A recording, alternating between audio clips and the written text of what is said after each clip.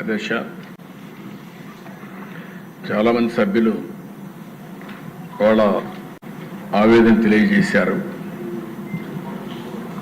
గడచిన 5 సంవత్సరాలుగా 5 నెలలుగా ప్రభుత్వంలో జరిగిన విధ్వంసం, అవినీతి, ఏ విధంగా దీని మీద ముందుకు పోవాలని కూడా చర్చించాము కొన్ని సందర్భాల్లో. అదే సమయంలో ప్రజా సమస్యల మీద మాట్లాడకపోతే మనకిచ్చిన మ్యాండేట్ ప్రజలు ఎంత ఆశ పెట్టుకున్నారో వాళ్ళ సమస్యలు కూడా పరిష్కారం చేసుకుంటూ ముందుకు పోవాల్సిన అవసరం ఉంది. ఇప్పుడు ఏ విషయమైతే ఈరోజు వచ్చిన విషయం,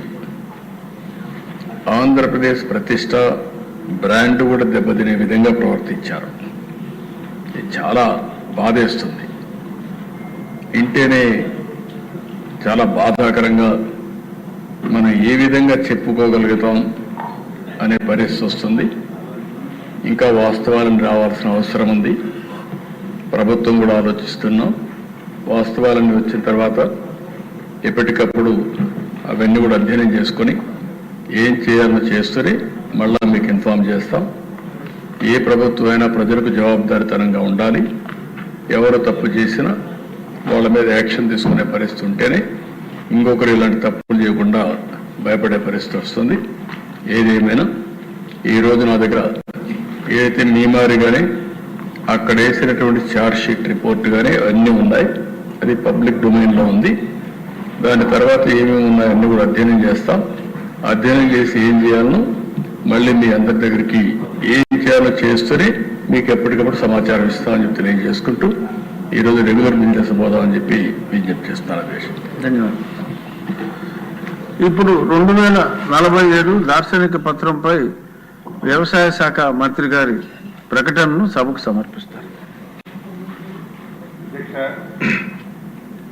ఆర్థిక మంత్రి శ్రీ పయ్యావుల కేశవ గారి తరఫున స్వర్ణాంధ్ర @2047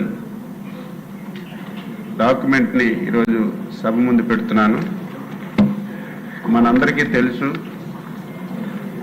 1995వ సంవత్సరంలో ఉమ్మడి ఆంధ్రప్రదేశ్ రాష్ట్రానికి గౌరవ ముఖ్యమంత్రిగా చంద్రబాబు నాయుడు గారు బాధ్యతలు తీసుకున్న తర్వాత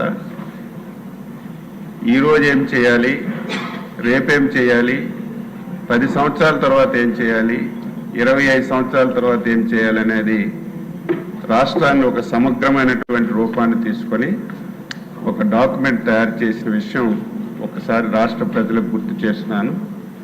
అందులో నేను కూడా ఆ రోజు శాసనసభ్యుడిగా భాగస్వామ్యం అయ్యాను. అయితే ఆ రోజు కూడా అది చూసిన తర్వాత, ఎందుకంటే అప్పటి వరకు ఎంతోమంది రాష్ట్రానికి పరిపాలించిన, దేశానికి పరిపాలించిన ఇటువంటి విధానాన్ని ఎప్పుడు మాట్లాడినటువంటి సందర్భాలు లేవు. ఆ ఆలోచన చేసినటువంటి సందర్భాలు కూడా లేవు అధ్యక్ష. First time